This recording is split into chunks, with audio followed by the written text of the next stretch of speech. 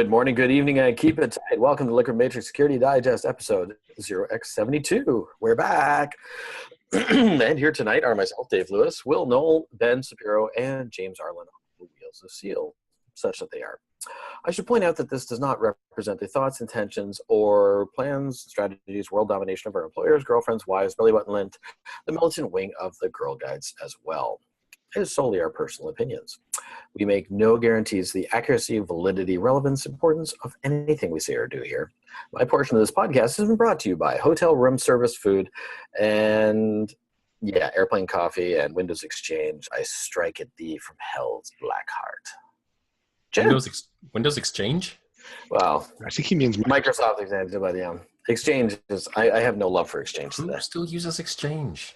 Let's just say it's everywhere. Drink. Wait, is that our word? Exchange? We drink? Because I'm pretty sure it should be SMB, but No, our word is Microsoft. No, SMB is my safe word. So we haven't been here for a while. We're sorry. It's Canadian sorry though, so don't think it means shit. It's just what we say to people to make them think that we care. We're sorry, eh? Yeah. we're actually getting ready to invade your country. Yeah. Will's back. People in the audience will be sad to hear that we had not recorded when Will joined this video call buck naked.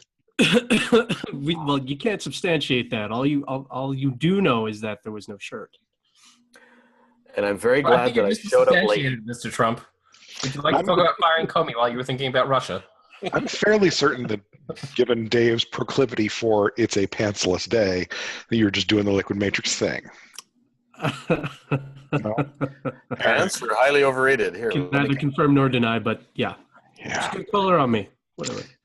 So anyways, we're back again. We keep saying we're back and then we're not, and then we are. And we're like a bad InfoSec relationship that y'all have. It's best effort packets, man. Best effort. Yeah, I think you're calling us the UDP of the world. It's more like this kind of problem, I think. Trick. Pretty much. So we have a bunch of things to talk about because InfoSec news has been, front page-ish lately. But before we get into any of that, this is the time we have to do the public service announcement. If you are a member in good standing of ISC Squared and you don't want it to suck, you should probably vote for Dave. The telethon lines will remain open until such time as Dave does get elected.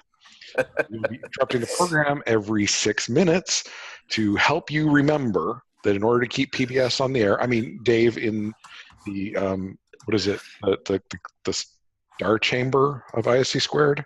Yes, yes. It's very important that you get his name on the petition and then you turn around and vote. This is the point where I'm going to nod, smile, look at all of you who are my friends from Merca and say, be careful who you put on the petition and make sure you vote. Dave's 100th day is not going to be quite the train wreck that you're all accustomed to. Wait, I have an important question. Actually, I have two important questions. Yeah. One, Dave, have you had any contact with Russians that you'd like to discuss right now? The answer is niet. Comrade. Niet comrade. Yeah. I am not compromat. Okay. And number two, yes. Why are you running again? Like, you've done this already. Do you have a platform? No. I don't. He never responds to my calls. He doesn't even know where I work most of the time. It's the hat. It's that he doesn't have the correct hat. The hat's supposed to say "Make security great again." Well, it does because I was actually in Denver last week at RMIC, so representing. So it all boils down to I made a friend of mine a promise who unfortunately recently passed away that I would come back, and so I have returned. Because I made a promise, I'm going to keep my word. It's a better platform than I've heard from most.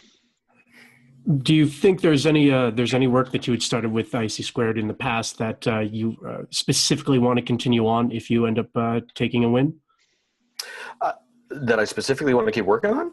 Honestly, it's wherever I can help out. And I know that, based on my last adventure there's a lot of room for improvement in myself.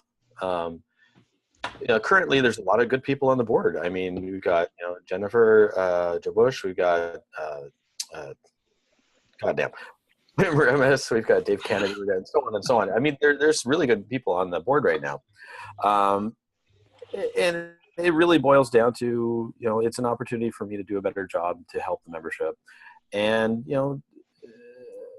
and quite honestly, it is to keep a promise. You're a good man, Charlie Brown. Thanks, Dad. Wow, wow, wow. Cheers. And to the memory of Horde Tipton, right? Horde's still here. Wait, sorry, wrong Horde. I get confused sometimes. Howard, my mistake. Apologies. All on tape.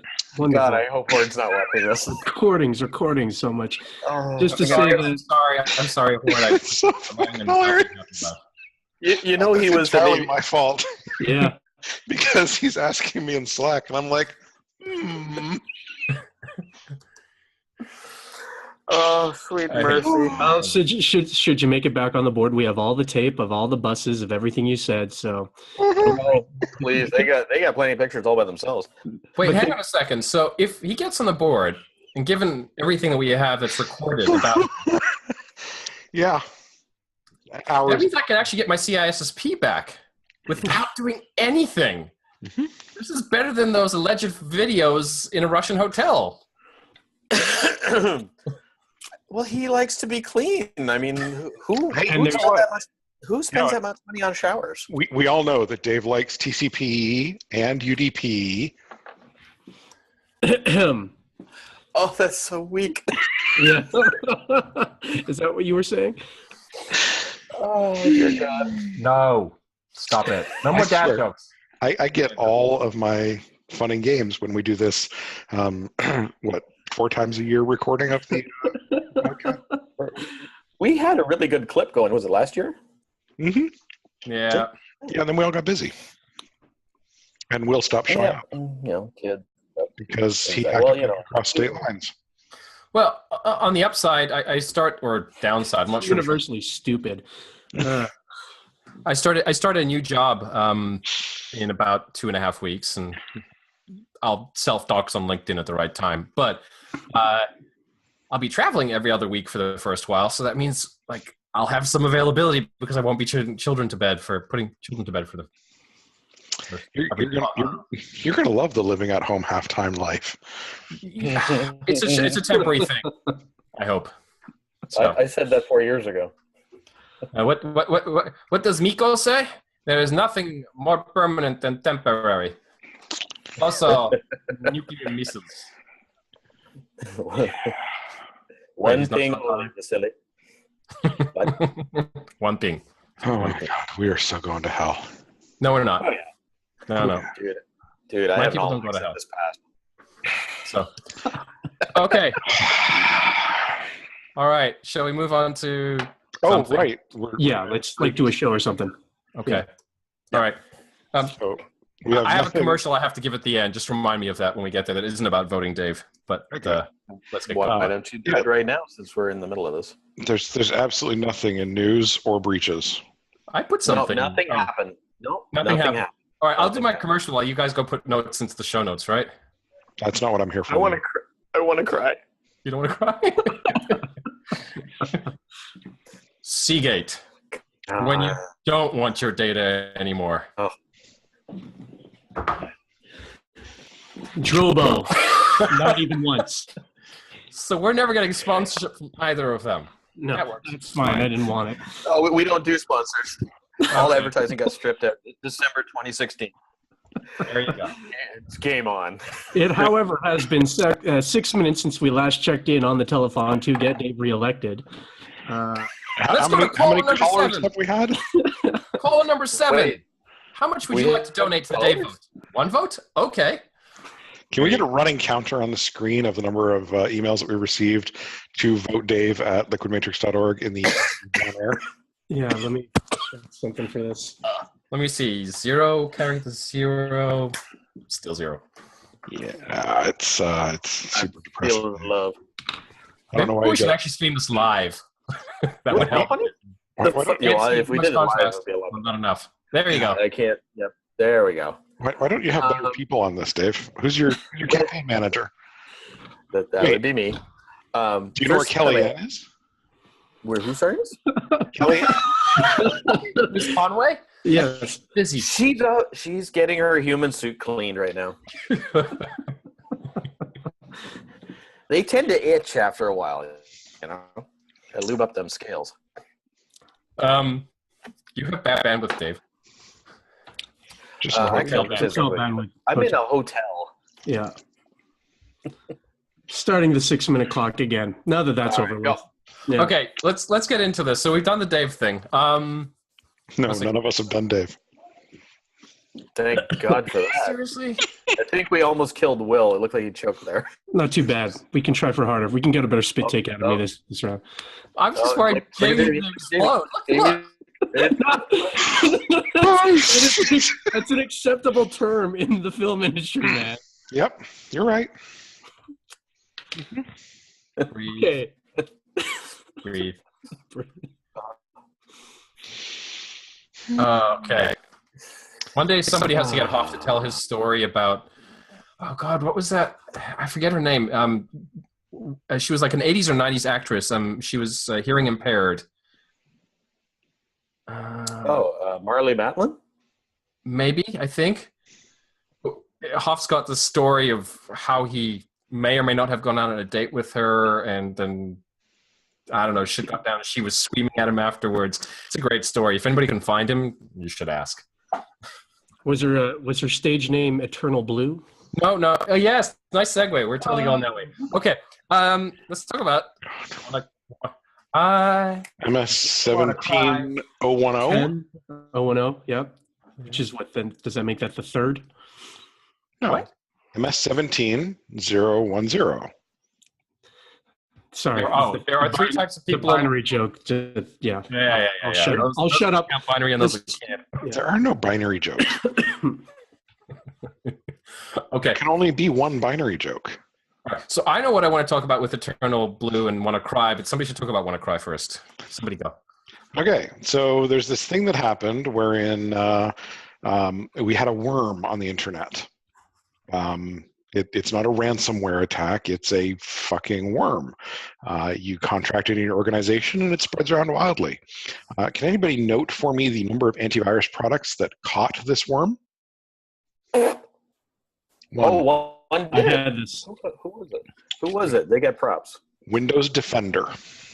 Oh, No kidding. Mad props to Romanian software right there.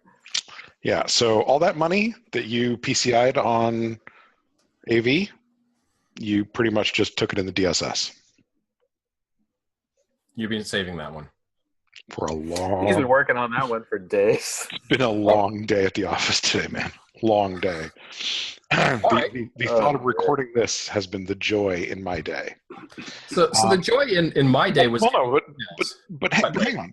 Yeah. So it's plain old worm, which is something we haven't actually seen a whole lot of lately. It starts to get onto your network once, but then it spreads magically from machine to machine because it's a fucking worm.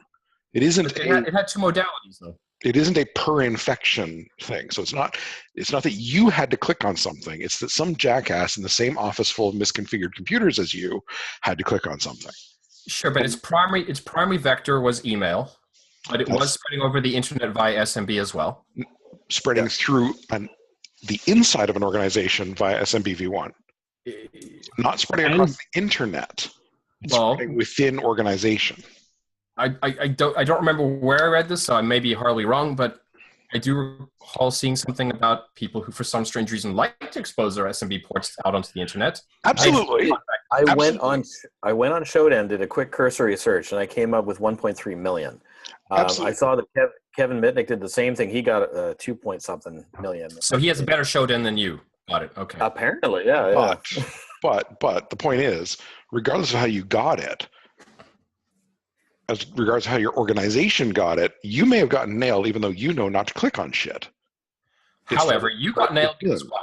Because some other host on the network had shitty software running and was unpatched. You're on a machine that is either unpatched or malconfigured in the first place.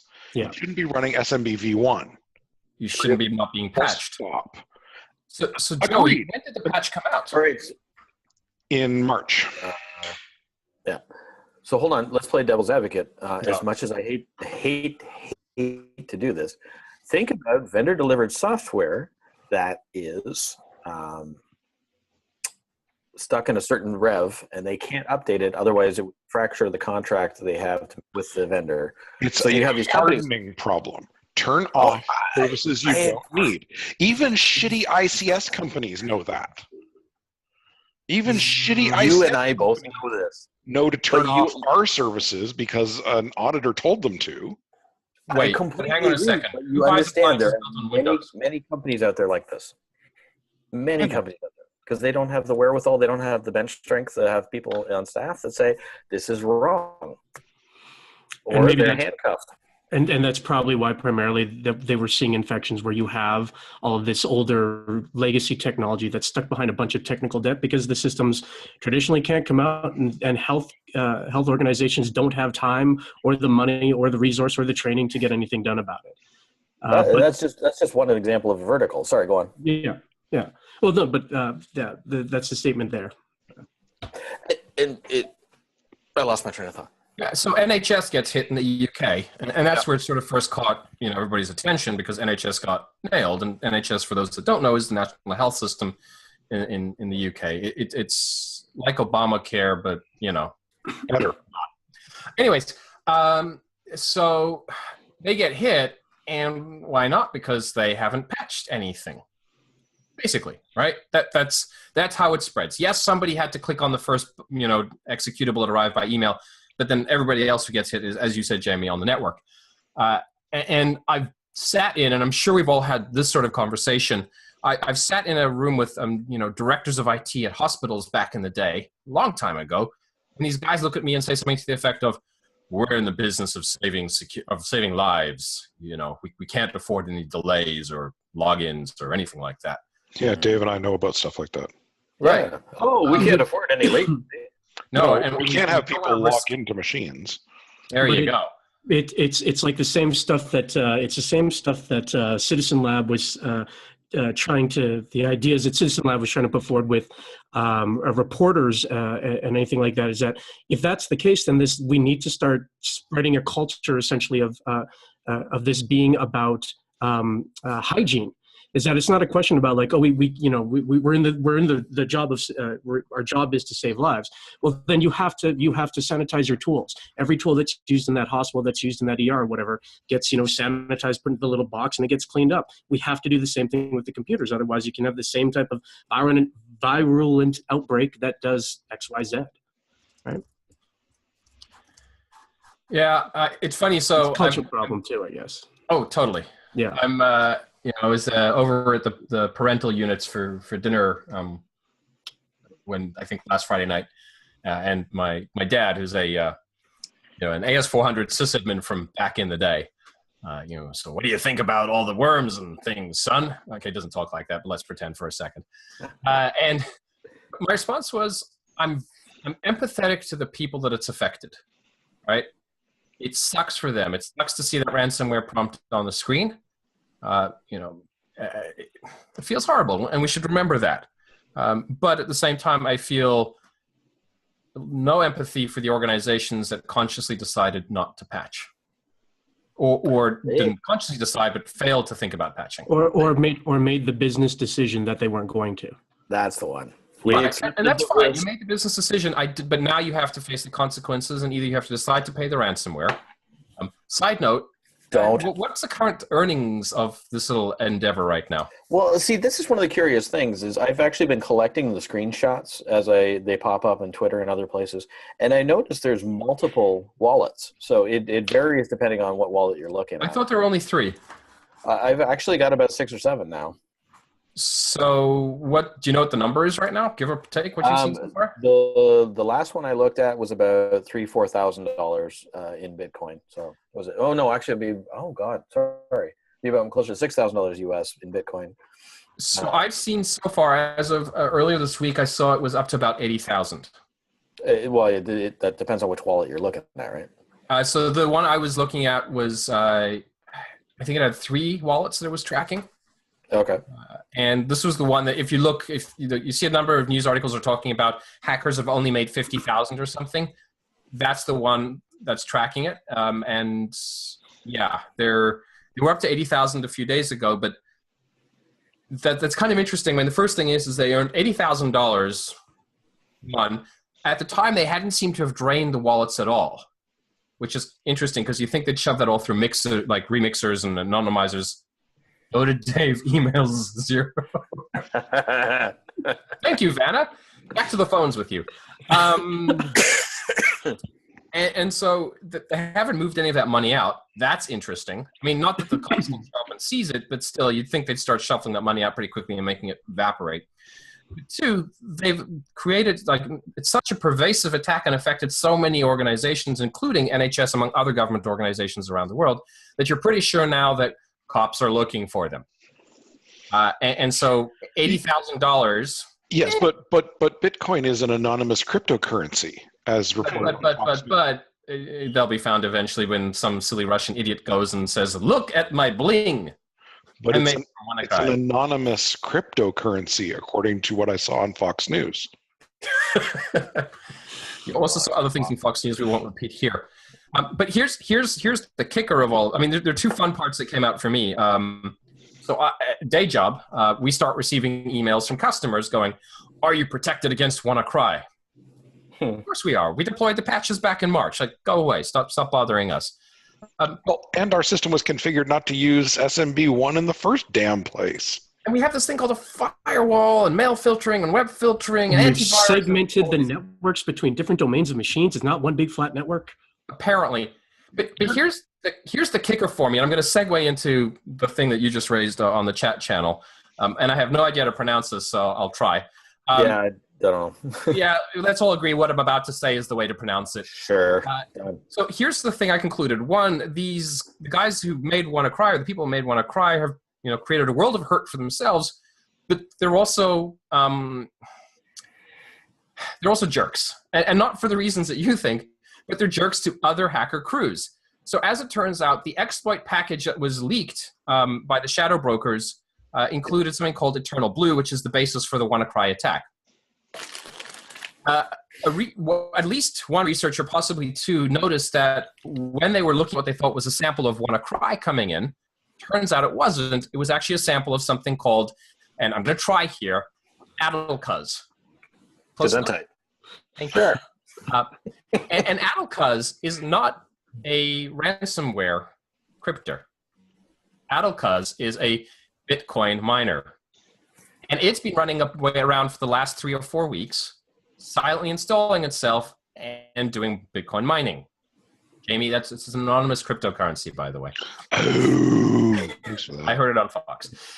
And so basically what these WannaCry guys have done is they've ruined it for the ADLCuz guys, which I don't feel terribly bad about, but they're kind of jerks for doing that.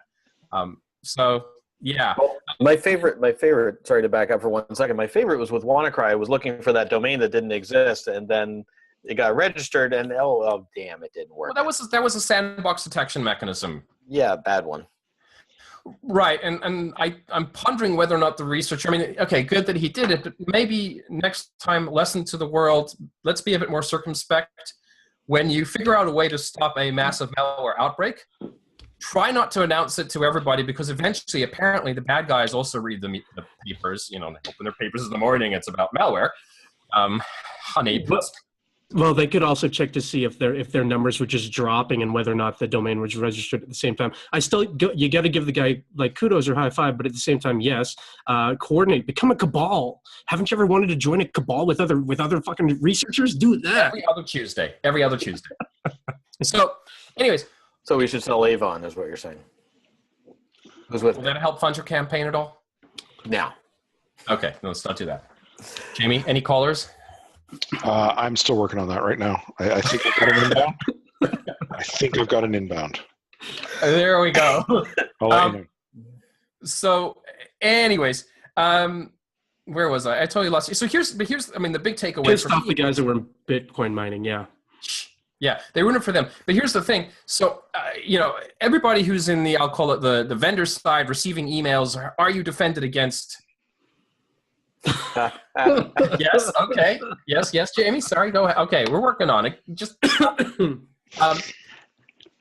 everybody starts reaching out to their vendors, their suppliers, whatever, and says, "Are you protected against WannaCry?" And really, they should have been reaching out 2 months ago and going, "Hey, are you still running SMB v1, or have you deployed the patch for MS 2017-3, right? 010?" And so they're responding knee-jerky to these things, which is not news, but again, it's just interesting because people are they're focusing on the wrong thing. No, it is news, though. Fine, go, Dave. Go. Come on, you're gonna upload. No, I was just going to say, what's the definition of insanity? Dear leader? Dear leader. I'll get that haircut if I get in. How's that sound? Well, you're in competition with Will. I'm out. The key point here, though, the one that Ben gently sidestepped there is seriously, fuckers, it's 2017, and we're still having to ask questions like, have you hardened systems? Have you applied patches? Are you running current things? This is 25 fucking years later. I has a question. Yeah. Yes, all right, so show of hands, who here has never worked in an organization that has a mission-critical system that was built by an intern and can't be upgraded because nobody knows how to get into it? Right, the question is, who has or who has never? Who has never encountered that before? Put up your hand. But Dave, you know the answers to those things are put I it was in a fucking zone where it can do its own thing. Don't let Dave write software. And most importantly, 25 fucking years later, if you walk around your data center and you see a bunch of beige shit that says 386DX33 on it, you're probably not in a fucking current data center. And I shit you not. One of my clients that I have to go through and do a fucking data center walkthrough, the fucking auditor has got a Portmaster 2E sitting on the fucking shelf. Shut up. No, it's what they use to do console access to things. It's a Portmaster 2E on the internet in 2017. I haven't even touched a Portmaster 2 series since the 90s. Do you remember a certain location that you and I both used to work at that had a certain lab that was never used, and we went in to have a look at it and saw what was in there? Yeah. Sorry, just wanted to share that horrible nightmare with you again. So I'm Googling Portmaster 2E. You manage it by Telnet. Okay, so here's what is that? Find one on eBay. That's for starters, and the next post is from 2002 on Ars Technica. Oh my god! Oh lord! Mind you, having does anybody here use a Portmaster 2E at all? Not in the last decade. If you're using any Lantronix gear in your data center for your remote serial access, turn off Telnet. I don't know why it ships with it still. Okay, hold on. Let's even back this right down. If you're using Telnet to manage any sort of networking gear, you're in the wrong decade. Ran into that at a client 3 weeks ago. So the tangent or it's okay. Will would approve. They had ACLs to prevent people who weren't on the machines that are supposed to admin systems from running Telnet against those systems. Were those machines running SMB version 1? Yes. It just keeps getting better. So go ahead. The point of all of this is the issues that WannaCry, WannaCrypt, whatever the fuck you want to call it, what those represent are issues that are ass old. We know the answer to. It's on every one of those goddamn vendor risk assessment forms that I have to fill out. This is a solved problem. But and when you look at the actual problem compared to the size of the freakout, we've got a significant gap there. This is not Slammer or Blaster. It's not even the size of Melissa. Okay? It is small, but it hit the front page news hype cycle at a time when we're all looking for a distraction from this guy doing his thing. And so it's easier to focus on this, oh my God, the computers are going to kill us, than the, oh my God, there's an old man who can't decide whether he wants a Coke or nuclear war. Well, and the ransomware component is probably also like a little bit telling there. And I think that the amount of population, the non-technical population that has been hit by ransomware now, that has personally experienced it either because they're at a university or whatever, a home user, that there was maybe a way that this could finally be communicated in a way that was visceral, that was real for them, that they could understand what the hospitals are going through. I guess, but at the same time, how many years ago did we say, if you want to enjoy family vacations again, just start showing up at the in-laws with a stack of iPads and say, I'm not going to fix your fucking XP piece of shit anymore.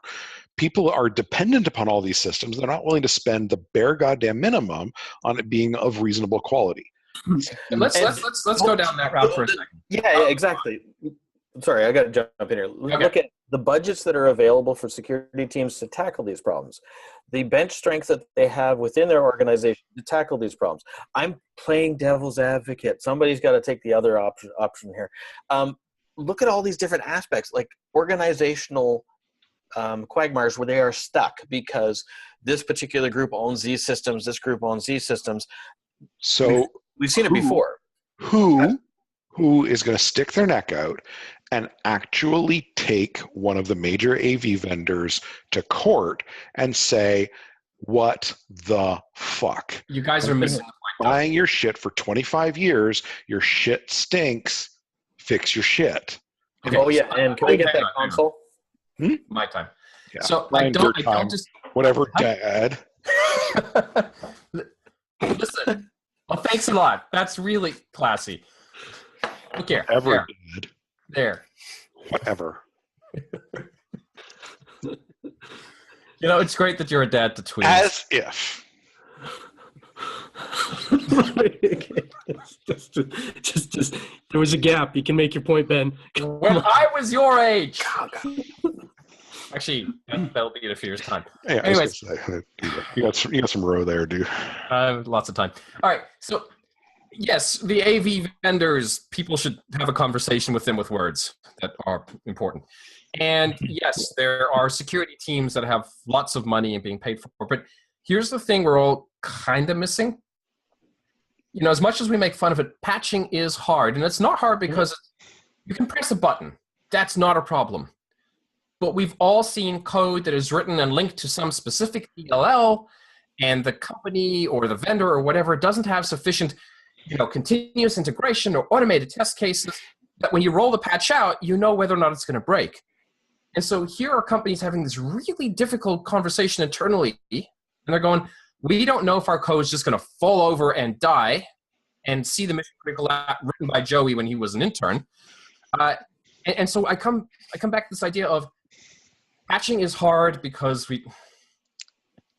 oh, he's alive. I was worried he was kidnapped by Nicaraguans again.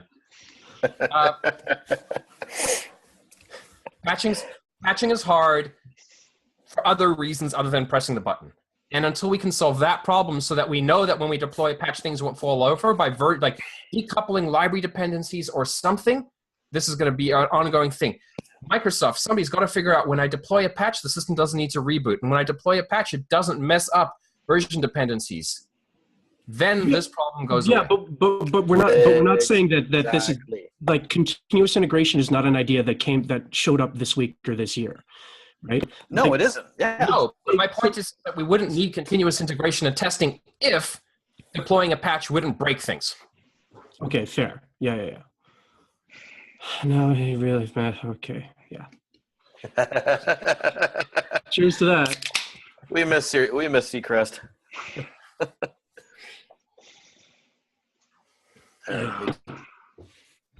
Cheers. So wait, that's all you had, Ben? I thought that you was a were pretty going to big come up with point. something really awesome. Yeah. Dude, I put on Depends. I'm sorry I ready for failed to live up to your expectations, Dad. Well, I mean, people, you hear Microsoft's kind of public response saying that, well, hey, the NSA is sitting on ODA, and you're undermining the trust and the security of the internet when That's their job. which I get, but so the flip of that is like, well, Microsoft, you're still building a product that I can't effectively patch that throws us into the cycle that Ben's talking about. No, that's not true. Microsoft used to build a product that was like that because what's, for all intents and purposes, invulnerable to this kind of problem. Enlighten us. Windows 10. Oh, shit. Explain more, please, for the Windows, audience at home. For the audience at home, the MS 17010 doesn't apply to Windows 10 and Server 2016. And it should. No, that's a server that doesn't have that defect. Yes. Tomorrow, somewhere in the Shadow Broker's next payload dump. No, the dump happened before that. But the point is, there are systems that are configured by default to, yes, leak a bunch of privacy issues, but they also update themselves, keep themselves running. It's a matter of being even slightly current. To quote Republicans, quit spending money on your iPhones that you want, spend it on your health care, or in security terms, keep current. Currency is something that you can plan to build for. You can run ass old shit and stay current. And all we're talking about is staying current. If you're building infrastructures where in order to patch you have to down shit, the Jericho project called from 2001 and said, oh really? I mean, we joke and we laugh about these environments, but these are not old environments necessarily. Sorry, but even Windows 10 needs to reboot for patches. Sure, everything that's replacing kernel needs to reboot from patches. Yeah. And there's technologies from the 90s which can patch without. Sure. We can all run tandems, and we can all run True Cluster. Damn it, run a tandem. That shit does work. We're not worried about it. That technology in modern enterprise. I don't know. But what you just did, Ben, was you made the argument that you should spend the money to make the money. Do the fucking right thing instead of this bullshit. Like, here, let's dump 40% of our fucking InfoSec budget on AV that didn't catch any of this shit. I think it would take a lot more than an InfoSec, 40% of the InfoSec budget to fix this problem in large enterprises. Because you have thousands of apps that have dependencies. At least stop pissing $20 bills into the dark on shit like AV that doesn't work. Spend it on doing good and right things. Spend it on walking around your data center and looking for things that are beige. And if you see beige things in your data center, it's time to get rid of them. Then walk around your data center and look for things that have LEDs that are not blue. Remove all of the things that have LEDs that are not blue. Yeah, but even that, yeah, okay. This is the false economy of we're just going to keep using the Bay Network stuff for handling the distribution layer. Or if you're Cisco router with the orange painted logo, you might have a problem.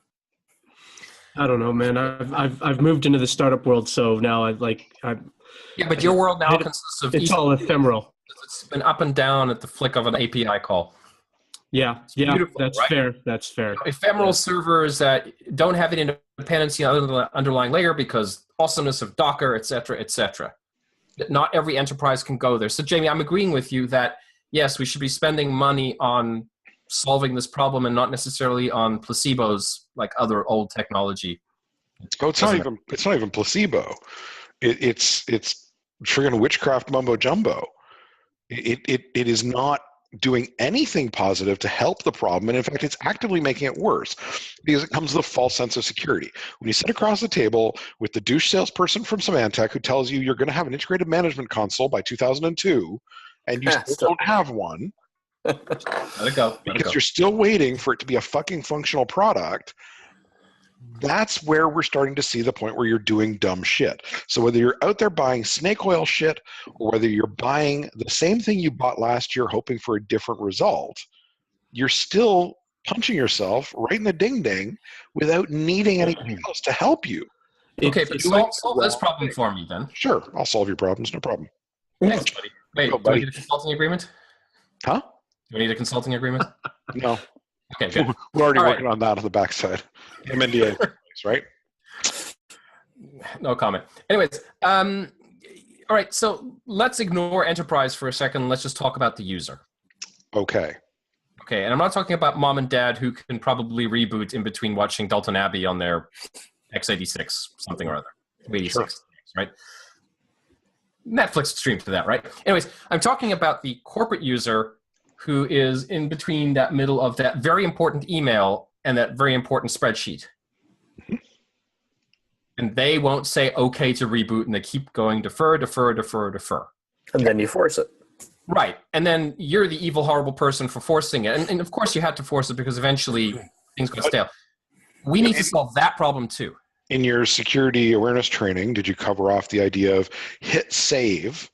Yes, of course. And then did you cover off the idea that patches? Hate mail and burnt effigies and whatever because you cost their work. And no, I don't feel bad about it. That's a problem that does need to be solved, is a non-rebooting, make you more secure patchy thing.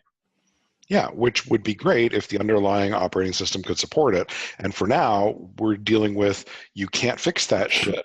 From here. Organizations that are still saying, oh no, we got to run Windows 7 like forever. Or 10 or anything. Or right? XP. Or OS X. None of the major operating systems support patch, like rebootless patching. I know of at least 2 organizations that still run that. XP or OS, 10? Sorry, I was actually going back to OS 2. I thought you said OS 2. They don't knock OS 2. I'm not knocking it. I used to use requires patches, and yes, I used more than one version of it. The point being, not all patches require a reboot. In fact, very few patches actually require a reboot.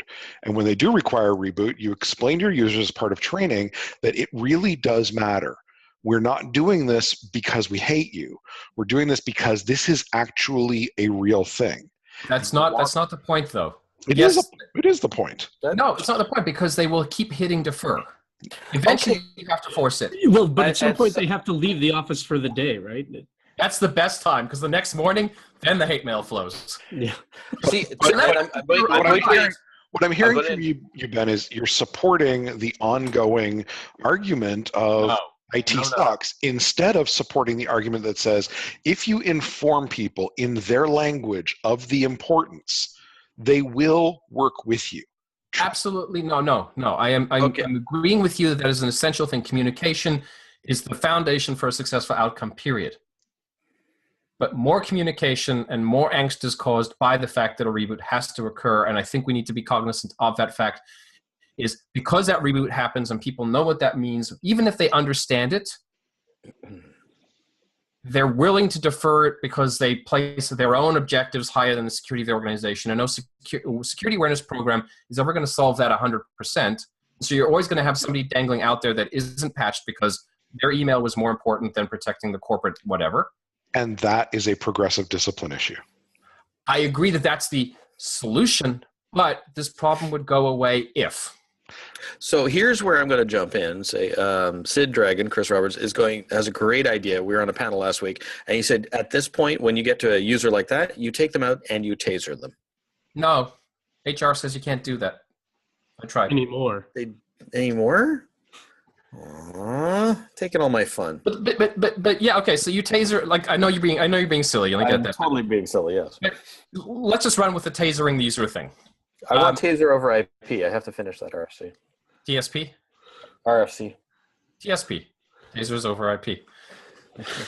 Delivered by pigeon over IP. Okay, but going back to that you had to go and do that, and we've all felt that urge from time to time of let me go and do a thing, but that you had to go and do that says that even with all the security awareness training in the world, even with all the progressive discipline, and even with all the support from up on high, that there were users that will still be resistant to this because they view it as an inconvenience.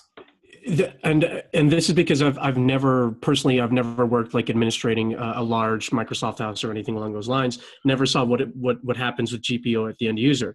But the question is that at that point is at the ability to then defer. Can it just at some point be like, hey, shut down and save everything? You don't get to save everything, but you do get the. Hey, you have to click the defer button twice. Yeah, and then we're going to hose you. We're going. Yeah. And that actually is part of the biggest problem is because eventually you do have to force it as how many, Jamie? Well, I was just saying I've done some research while I've been listening to you bitching, moaning, and whining, and one of the the true fathers of the internet has got a solution for your problem. Which one? Which true father? It's a pretty simple solution. That would be Vint Cerf showing Chris Hoff how the world works. Nice. Yeah, so Nice. that's how you get your users to reboot. Vint Cerf says use your boot. Vint Cerf is a great man. Vint Cerf has never worked inside today's enterprise. You just maybe need to work in a better enterprise. I do. But I'm also cognizant of the fact of users are business people and human beings in their world they hate. And you invariably have an organization where you're not going to get 100%. You're going to have. And here's the thing. My team is CISO of like 14 something organizations now, with a combined user base of something like 8,000 or 9,000 people, and it is possible to have these conversations. These are good, easy, and valid conversations as soon as you stop talking techno-weenie. You don't talk about patches, you don't talk about reboots, you don't talk about anything computer. You come at it from a very simple perspective and you say, look, the company that manufactures stuff, in this case Microsoft, has discovered or been shown there's a critical problem that will affect your productivity if we don't solve it now. This is preventative medicine. It's like brushing your teeth. It's hygiene. Sucks to brush your teeth. What Will said. It's hygiene. Mm-hmm. Yeah. Look, I think we're violently agreeing about the points, but we're also having different... Yeah. You're also poo-pooing and saying, but you can't convince users that they can do the right thing. No. I'm saying I can't convince all users. You never will. You don't have to. Will. There are always going to be jackasses that think the Kardashians are news. They're not? You can't fix that, Ben. It's not going to get fixed. I would like to bother fixing it. Less of a problematic conversation. I would. I would like to fix those people so that they don't procreate. But ooh, Canada has a horrible history of doing shit like that. So let's move on that. Yeah, that was sorry. Let's just go. No. Speaking of the segue. Yeah, let's find that one quickly. Maybe haven't we just discovered the Darwin Award for computing? Deferring patches is the Darwin Award for computing. That's why you lose your shit, because you're too goddamn dumb to patch your shit. If anything, perhaps it's running Seagate. See, in this conversation, sorry, it's a lot. It's bigger. What's our election count here? How many write-in emails? I'm sorry. After the last one was proven to be false flag, we're no longer tracking on this. This is not working out well. All right, somebody vote, Dave, please. Well, I'm not a member, and I'm not in any standing. Me neither. I can't help out. Although I can claim to have once had a CISSP, but apparently ISC Squared doesn't like me claiming that, so I won't. It's like saying you're an engineer in the States or something. Which is true, potentially, right? Yeah. Are you? I don't know. Anyways. I am a unpapered generalist. Unpapered generalist. All right. It's my new favorite thing. Yeah. Mine back in the 90s was computer analyst, because NAFTA. Oh yeah, right. They were negotiating that. Oh right, shit. Sorry, no, I'm a management consultant. On the record, I am a management consultant. Wait, does the TSA and DHS listen to this video cast? The rings, everything's going through Ring Central's NSA like echelon endpoint, whatever. It's okay. I'm fucked. Just look at the light on the ceiling. There's a camera there. Well, just say your passwords out loud so they have them at the border. All right, well, I'll have to open up the password vault. Actually, speaking of that, and I want to put a link in for this, but I saw it was... I think Will just poured beer all over everything. Yes, not everything. That man. Both of them, in fact. I think it's contained. Wait, this is news to you, Jamie? No, not immediate news. I'm just trying to show that I know somebody who knows somebody. Mostly because... somebody who knows somebody. It doesn't make you special. Mostly because somebody who knows somebody went on to bigger, better, scarier, more awesome staff employee situations and left me. We're pretty proud of him for doing that. Fuck you. We are. We are. No, he's doing great. No, we're not, because he left me hanging there, just having to do his job. And But you got a shiny new hire, and we know who. You do. You have a brand new hire you just got on there. Yeah, and he really likes working for you, from what I hear. Really? You should join the other Slack channel. When you let him out of the cupboard, because I know you got him locked in there. No, actually, I drove him to the airport so that he could go back home to his family. And he really appreciated that. He's going to be a good house elf. Anyways. Now I have to go and check Slack. The other Slack. All the Slacks, bitches. All the Slacks.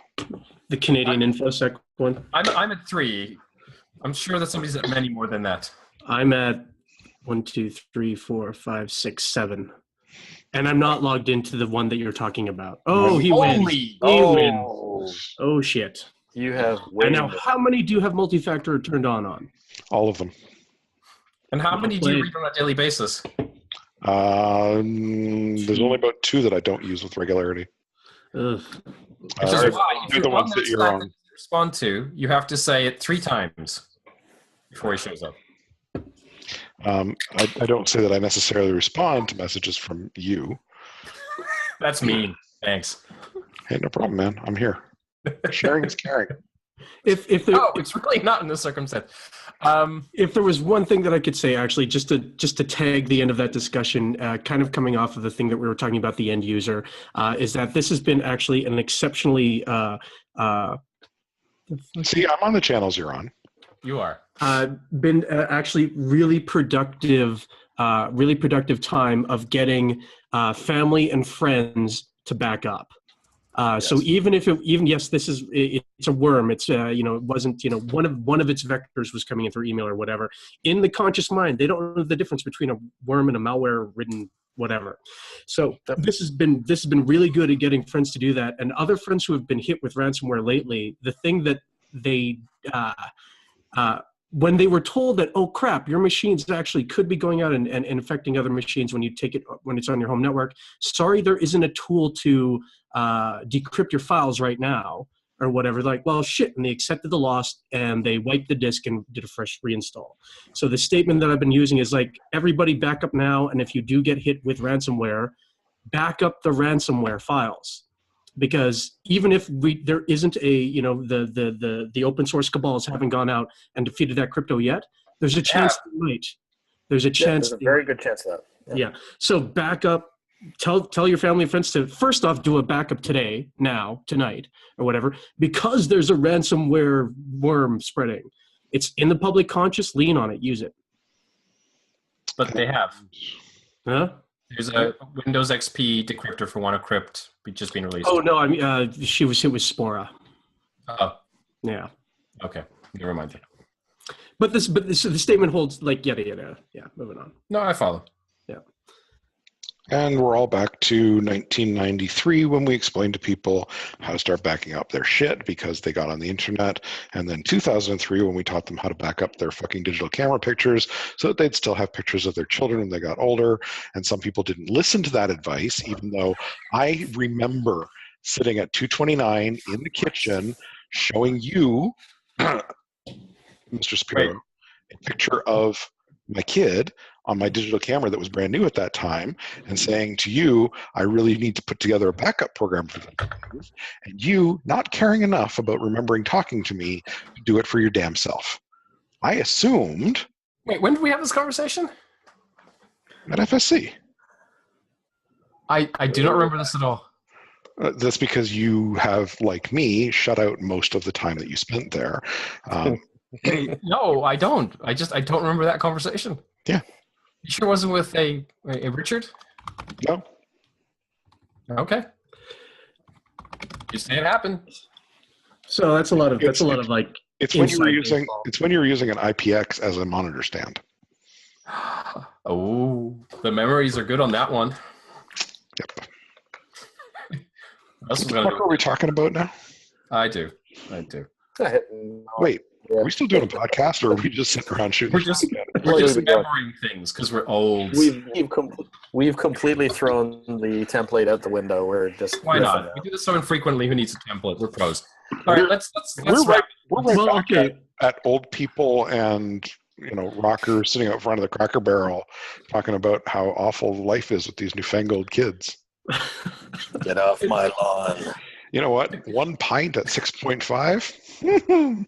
Right. Well, then, guys, just stop breeding new kids. If you're having trouble with the damn kids, why do you keep making replacements for them? I got fixed, and it's just apply a taxpayer base to keep you in old age security, young man. Oh, right, me, because I believe there's any chance that the government's going to be taking care of me when I'm older. Right? Hey, man, you're from the West. You guys are all about voting in governments that help you. Well, I will hold a pillow over your face when you turn 65 if you'd like. Hey, man, when the gem goes off, it's time to go. There we go. Off to carousel. Off to carousel. Wait, Jamie, do you have a Hutton's worth of children or more than a Hutton? I forget. A Hutton's worth, yes. Okay, excellent. All right, speaking of which, let's move on to just total random thing, Mar-A-Largo. Yeah, oh so my God, the Mar-A-Largo.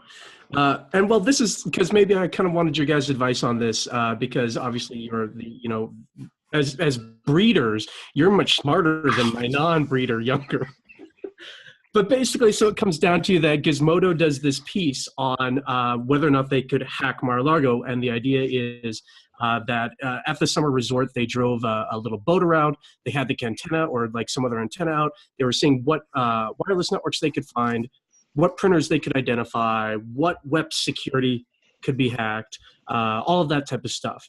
And without and understanding that, yes, if we can break onto the web and we can pivot off of the printer, that we could probably go deeper in the network. They're making these statements that, well, obviously that these networks are not secure for the president to be holding a security brief at the table or yada, yada, yada.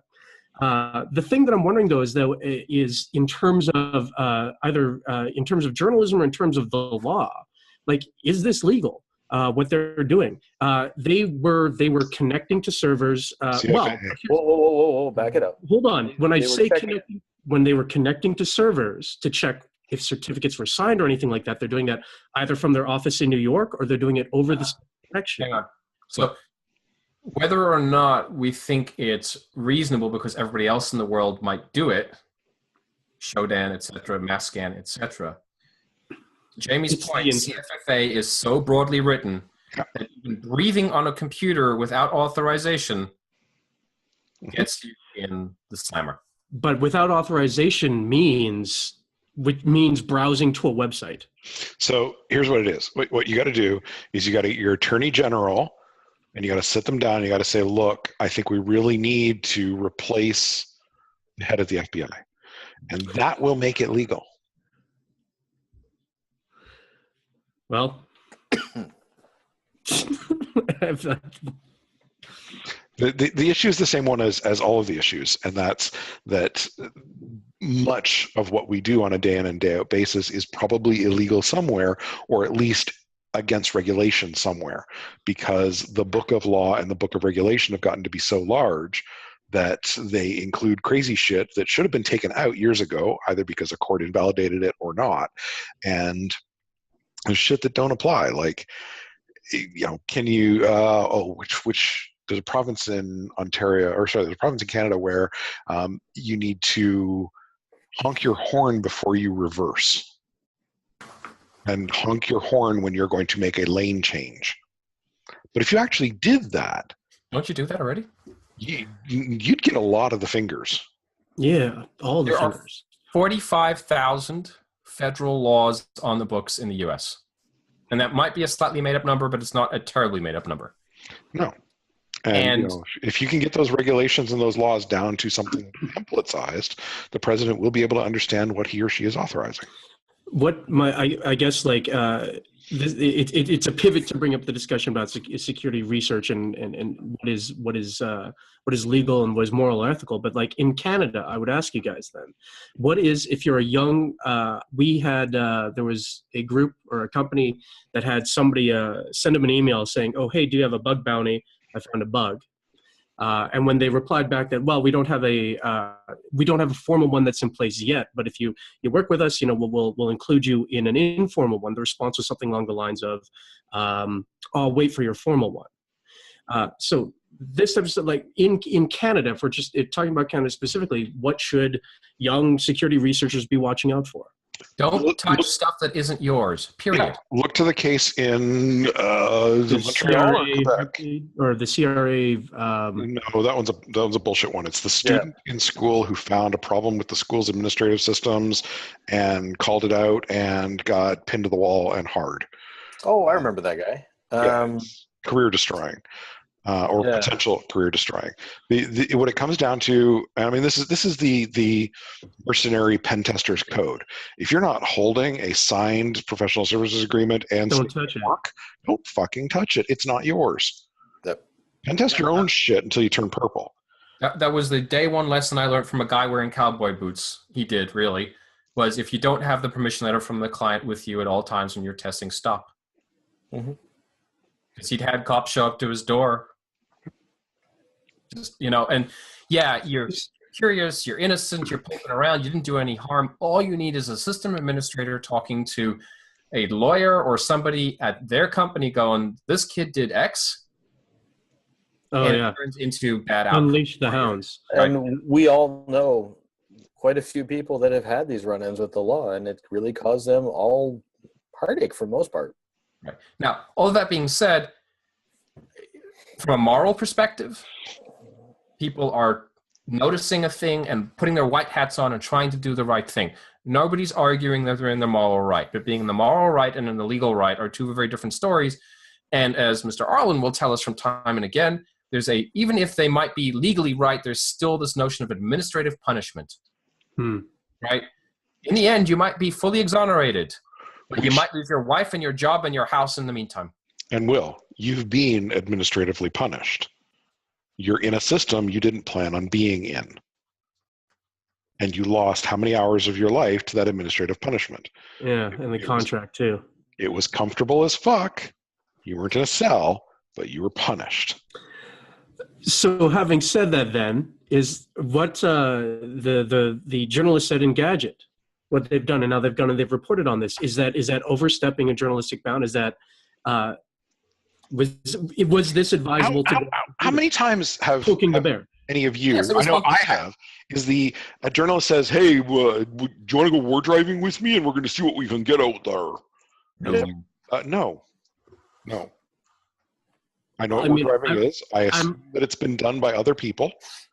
But I know other people have built a career out of it, maybe in Canada or whatever, but you're not going to unicorn that happens once in a while. You're not going to sit and record me doing it because it's still interception. I remember when I was back at a certain firm that won't be named, and I was asked to do war driving for the media, and I was younger and dumber. But fortunately, there were people smarter than me in this firm, and they said, go talk to legal. And I did. And legal, and we don't know anything about this. We're corporate lawyers, but we'll go get some outside counsel. And I remember I think I was off for the day and getting a phone call from outside counsel. And I forget the name of the firm, and I won't say it even if I did, but they were good people. And we had a long conversation. And the next day, I think it was an 8-page memorandum shows up to corporate counsel, who then forwarded to me and my manager at the time. And every other line said, literally, Sapiro said, Sapiro asserts, Sapiro believes. And they walked through all of this and basically concluded that exactly what Jamie said, it was interception. They also concluded it would be highly unlikely that any charges would come, but did say, you could be running a risk here, so maybe don't do that. Nothing ever happened. And everybody has since war drived, and everybody has since scanned the internet. All you need to do is poke the wrong bear, with an attorney general in their pocket, who has said on the record to his, the district attorneys around the country, throw as many charges as you can that stick, because one of them will be enough. And so whether or not they've overstepped their journalistic integrity is secondary to the fact that they have poked a bear. And you don't want to poke a bear, especially not one with a mean, vindictive temper. Yeah. And so, yes, this is sending the wrong message to the world, which is if a security researcher sees a problem and reports a problem, they get punished. That's terrible, right? You should want security researchers who are pure of heart and noble of intent to report these things because it makes the world a better place. But if people are still going to get punished and going to jail, then the advice to young security professionals is don't. Well, I think you summed it up great there. But I mean, so we could argue then that there's a chilling effect, obviously that happens. But at the same time, if somebody was doing good security research, and if that wasn't a journalist, the idea was that they would turn around to Mar-A-Largo and say, "Hey, by the way, your printer is a fucking pivot point into your network," as opposed to publishing it, for the world to see. They shouldn't. I think you've got high expectations. They really shouldn't. Yeah. Well, I guess, and at the same time, the thing is that I'm actually I'm hoping for Engadget to continue to hit above their weight class, because they're a gadget blog and their writing has been really, really good in the past. Dude, do you want to see something? Teen Cosmo. Yeah, exactly. Was it Teen Cosmo or Teen Vogue? Oh, Teen yeah, Vogue. hitting way above our weight class. Wow, and you know what? Keep it up. That was awesome. Yeah, keep doing it, man. So yeah, so sorry guys, there's an update. So don't construe this as Will calling Engadget out on the podcast that it has never listened to. This is just a pivot point or a launch pad for conversation. I think they've been doing great work for what they've been doing, where they've been actually looking a lot more at the culture that surrounds the technology than just the gadgets. Mm-hmm. Yeah. One would hope the Secret Service cyber team, whatever they're called, feels the same way. Well, no, would have gone and done a site assessment of the White House of the South. Yeah. And buttoned it up. At a bill of $2 million or whatever. Yeah. I love how on the embassy site in the UK, they said it was was it the Winter White House, the Summer White House, whatever they call it? Summer White House. Summer White House. The place that he goes to play golf because he doesn't want to see his wife.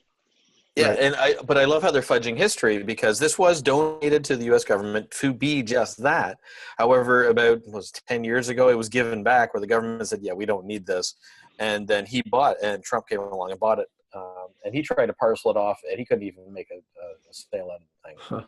It just, and then now to see revisionist history showing up on official government websites, it's like, oh man. Anyway, sidebar. Okay. So should we do a time check? Because lifeless is Yeah. I think this has been a while, yes. Where are we at? I don't know. 7 hours counting.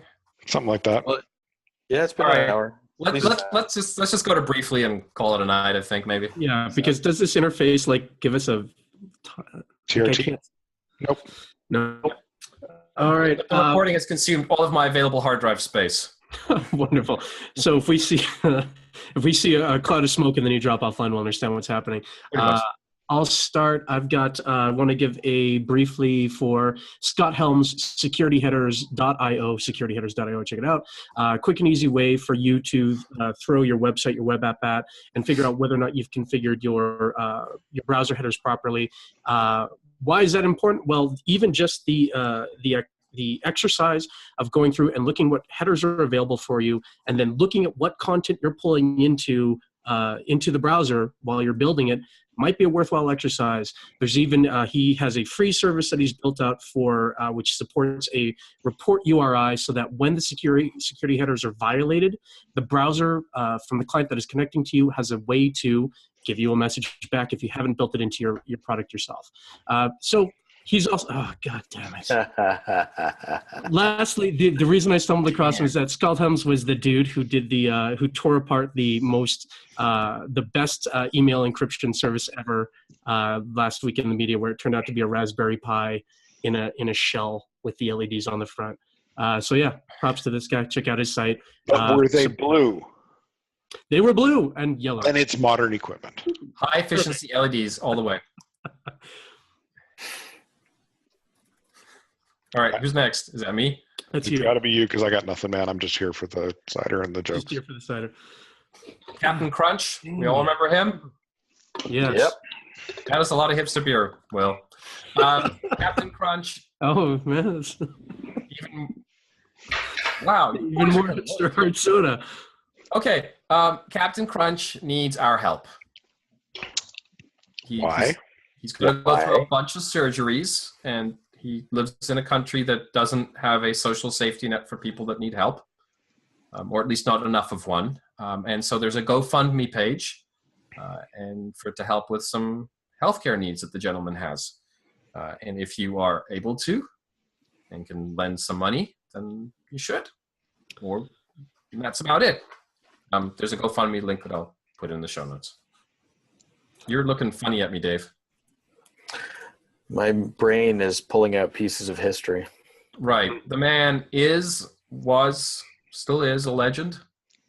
And, one of our community is in a time of need, and we should. I'll say that probably when I was first playing around with my parents' computers and on a bulletin board, and I was able to download the Secrets of the Little Blue Box. He's featured heavily in there, and that was my first exposure to the idea of the community or that stuff. So maybe I'll toss a couple of bucks.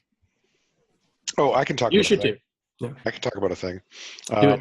If you didn't submit for the CFP for Sector in round 1, you should submit for the CFP and Sector for round 2.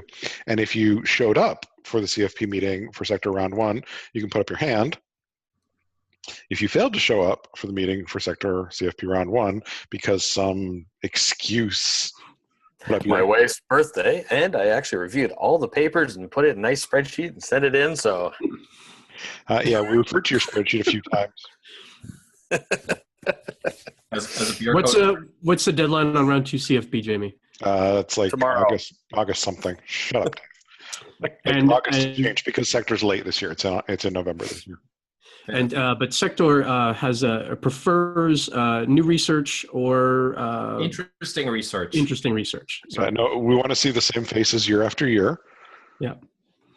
And also maybe not so much one-on-one talks unless it's new one-on-one stuff. Someone doesn't understand what 101 means. Like a one-on-one university level one-on-one class, and like here's a. There's nothing new in 101. Remember, we just spent how many minutes talking about how fucking AV still doesn't fucking work? Joey's the I problem. feel like you're angry about something that's Amy. I at one point I sat down and I thought about how much money have I spent either in recommending, attempting to get approved a purchase of, or purchasing AV over the years, and the number has way too many fucking zeros after it, and it's not actually helped me in any material way ever, and it makes me angry, and I try not to think about it very much because it makes me angry because of these goddamn people again. Jimmy, drink more.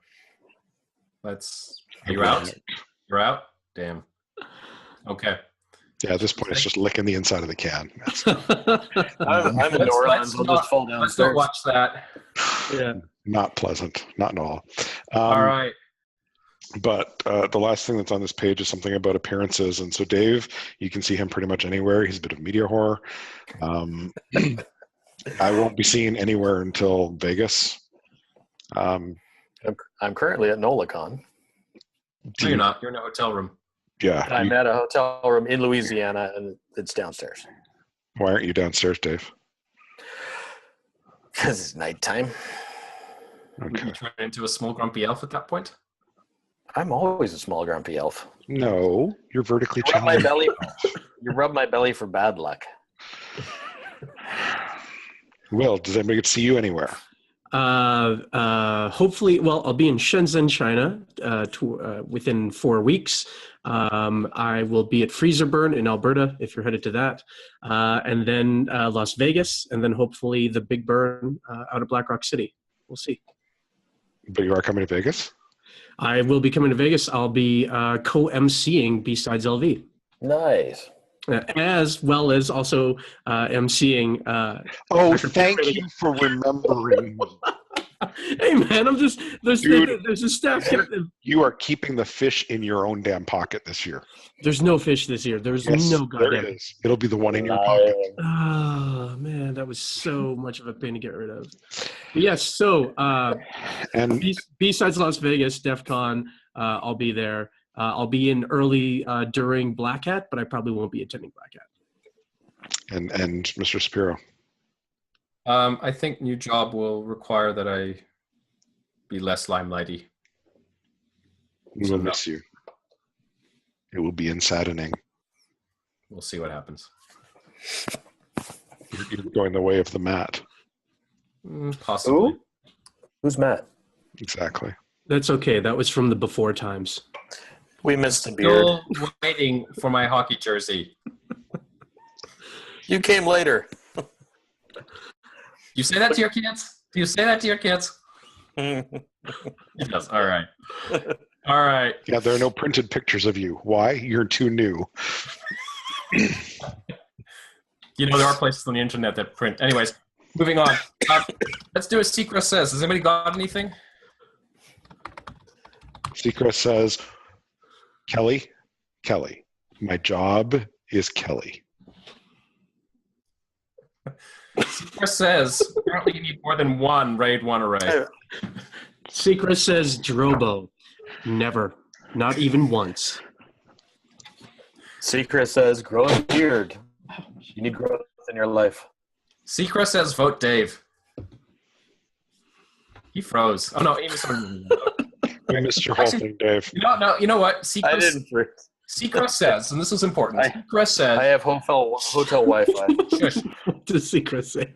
Seacrest Says, if you're listening to this on audio, you're missing Jamie's grumpy face the entire hour plus we've been on. So download the video, please. Also, subscribe to the channel. Eventually, we might get our own name. Oh, yeah, that. Right. It needs like a certain critical mass. 100 is the number. Yeah. So, get your mom to subscribe, Will. Come on. My I'll dog subscribe. subscribes. You haven't subscribed yet? I don't subscribe to things on YouTube.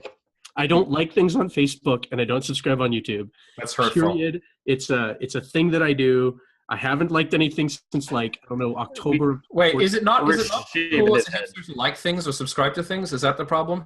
I Sorry? think he's trying to be emo. Like, have you been posting to your live journal again? No, You God, can take no. that hair and bend it down over your eye. I don't gotta think get him that a hair handle. bends. We got to get him a handle. Will, what beer are you drinking? What color is your watch?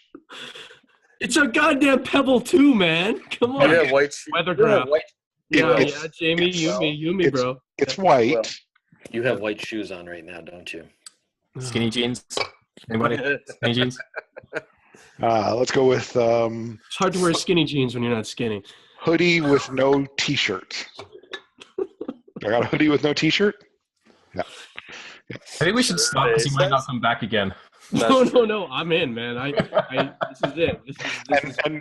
This is karma. This is karma for me. This is what my life is about. For all of you poor, sad, sorrowful bastards that are still listening, I'm not going to edit any of this out because fuck it. Yeah. We're just that's us. On that sunshiny note. You demanded See? us back. See what he's drinking? There you go. Oh my So Lord. cheers from Calgary. From my other home in Seattle. What, no kokanee? Nobody drinks that shit. Fucking sign off, I man. know. Empty glass from Ontario.